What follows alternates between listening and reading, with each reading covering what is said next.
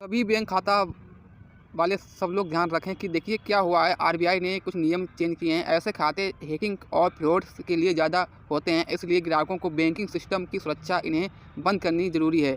देखिए, अगर आपने अभी तक अपने बैंक शाखा में जाएं और वहां से ई-केवाईसी जरूर करा लें, खाते में कोई लेन देन करें। ठीक है, सबसे पहले ये देखिए, सबसे पहले क्या हुआ है कि इनएक्टिव अकाउंट्स पर क्या होगा असर। इनएक्टिव अकाउंट वे खाते हैं जिनमें पिछले 12 महीने या उससे अधिक समय से कोई लेन देन नहीं हुआ है। आरबीआई का मानना है कि वह ऐसे खाते बैंकों पर आवश्यक बोझ डाल सकता है और ऑनलाइन फ्रॉड पर खतरा हो सकता है। ठीक है, तो इनएक्टिव अकाउंट को सक्रिय करने के लिए, चालू करने के लिए खाते में कम से कम लेन देन करें। ऑनलाइन या मोबाइल बैंकिंग का उपयोग करें। एटीएम से पैसे निकालने का या जमा करें। और बता दें, जीरो बैंक बैलेंस अकाउंट्स क्यों होंगे बंद। देखिए, लंबे समय तक शून्य बैलेंस रखने वाले खातों को भी बंद किया जाएगा। ऐसा उद्देश्य है कि खाते में दुरुपयोग का रोकना है। ठीक है, जोखिमों को बचाना है। ग्राहकों और बैंकों के बीच में नियमित संपर्क करना है। केवाईसी नियमों का पालन करना है। ठीक है, और जीरो बैलेंस से बचने के लिए क्या करें, खाते में न्यूनतम बैलेंस रखें। न्यूनतम रूप से छोटे छोटे लेन देन करें। सैलरी पेंशन खाते का इसके लिए उपयोग करें। ठीक है, आरबीआई ने गैर बैंकिंग वित्तीय कंपनियों का क्या है कि 1 जनवरी से 2025 से ये लागू हो गए हैं। ठीक है, और बता दें कि यूपीआई में क्या देखिए बदलाव हुआ है। यूपीआई में बढ़ोतरी हुई है।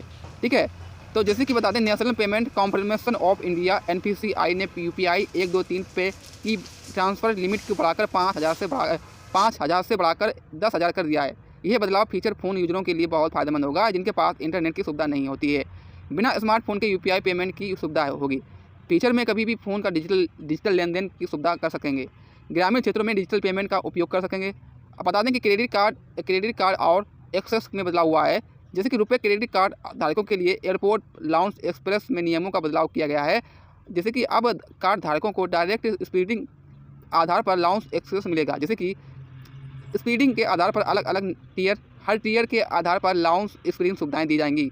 ठीक है, बैंक खातों में धारकों के लिए महत्वपूर्ण सूचना ये है कि नियमित रूप से लेन देन हर महीने कम से कम जरूर करें। ई-केवाईसी अपडेट करें। अपना ई-केवाईसी जरूर ध्यान रखें। मिनिमम बैलेंस रखें और खाते में हमेशा न्यूनतम बैलेंस रखें, मतलब कुछ ना कुछ रखें। ऑनलाइन बैंकिंग का उपयोग करें। मोबाइल और इंटरनेट बैंकिंग का खाता का उपयोग करें।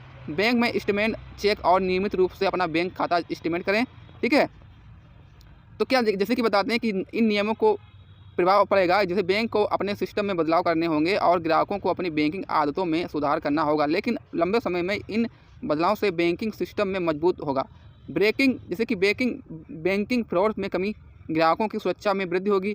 ठीक है, अगर आप ये कर लेते हैं तो आपका बैंक में जैसे कि कोई भी लेन देन करते हैं तो वहाँ पर आपका पैसा फंसे नहींगा, आपका पैसा सेफ रहेगा। ठीक है, आपका खाता सेफ रहेगा। ठीक है, तो इतना ही। वीडियो को लाइक करें, सब्सक्राइब करें, शेयर करें।